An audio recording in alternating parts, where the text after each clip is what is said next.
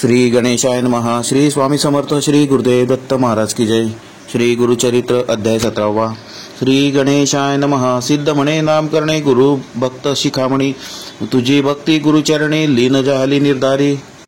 कृष्णवेणी तटाकेसी भुवनेश्वरी पश्चिमेसी, औदुंबर वृक्षेसी राहिले श्री गुरु परियसा। गौप्य रूप वस्ती गुरु ठावसे अगोचरू, अनुष्ठान धुरंधरू चतुर्मासी येणे परी। सिद्धस्थान असे गण भुवनेश्वरी सन्निधान, विशेष श्री गुरु राहिले म्हणून उत्कृष्ट झाले महिमान। करवीर क्षेत्र नगरात ब्राह्मण एक वेदरत, शास्त्र पुराण विख्यात सांगे सकळ विद्वजना। अग्रवेदी असे आपण जाणेत्वर अर्क व्याकरण, अनेक प्रमाण आचरण कर्ममार्गी रथ होता। त्यासी ज्याला एक सूत मूर्ख असे उपजत, दैव वशे माता पिता मृत। असमाधान होनिया दिवस मास वर्धता बाळ, वर्षे 7 झाली केवळ। व्रतबंध करती कुलाचार, तया द्विज कुमरकासी। नये संध्या स्नान संध्या त्यासी, गायत्री मंत्र करीसी। वेद कैसा मूर्खासी पशु समान झाला असे, जेथे सांगते अध्ययन जाऊन आपण शिकून म्हणे। तवन मात्र शिकताची क्षण, सवेची विस्मृती होय त्यासी।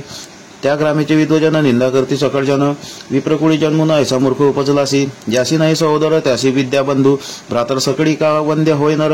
विद्या असे ऐशा गुणे एखादे समय विदेशासी, जाय नर विद्याभ्यासी। समस्त पूजा करीती त्यासी, विदेश होय स्वदेश। ज्याशी विद्या असे बहुत, तोची होय ज्ञानवंत। त्याचे देही देवत्व, पूजा घेई सकळापाशी। एकोणी ब्राह्मणाचे वचन, ब्रह्मचारी करी नमन। स्वामींनी निरूपिले ज्ञान, विद्याभ्यास करावया। जन्मांतरी पूर्वी आपण केले नाही विद्यादान। न ये विद्या याची कारण, त्यासी काय करणे म्हणत असे। ऐसा आपण दोषी उद्धरावे कृपेसी, जरी असेल उपाय यासी निरूपावे दातारा। परशोनी ते ब्राह्मण सांगतात हसून, होईल पुढे तुझं जनन, तधी येईल तुझ विद्या। ऐशी नानापरी नीचोत्तरसी, बोलती द्विज लोक त्यासी। वैराग्य धोरणे मानसी, निघाला बाळ अरण्यासी। मनी झाला खेदे खिन्न, म्हणे त्याची आपला प्राण। समस्त करीती दूषण, काय उपयोग ते वाचून या। भिल्लवाडी ग्रामसी आला ब्रह्मचारी परिसी, अन्नोदक न घे उपवासी। पातला निशी दैव वशे, जेथे असे जगन्माता भुवनेश्वर विख्याता। तेथे पातला त्वरित करी दर्शन तयवेळी।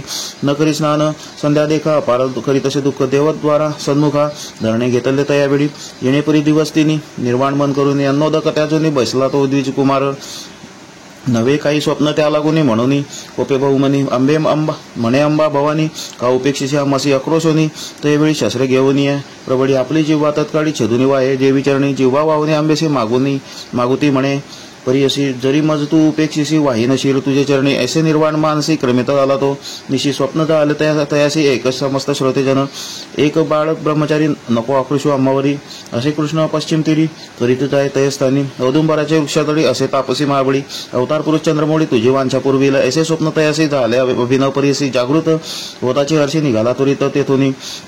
निघाला विप्र त्वरित, पोहत गेला प्रवाहात। पहिलं तटा जाऊनी त्वरित, देखता झाला श्री गुरुशी। चरणावरी ठेवून माता, स्तोत्र झाला करिता।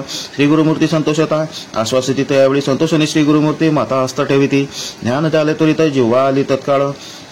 इति श्री गुरुचरित्रामृते परमकथा कल्पतरो नृसिंह सरस्वतुपाख्याने। सिद्धनाम धारक समाधी भिल्लवाडी स्थान महिमा वर्णनम, मंदमती ब्राह्मणवर प्रदानम।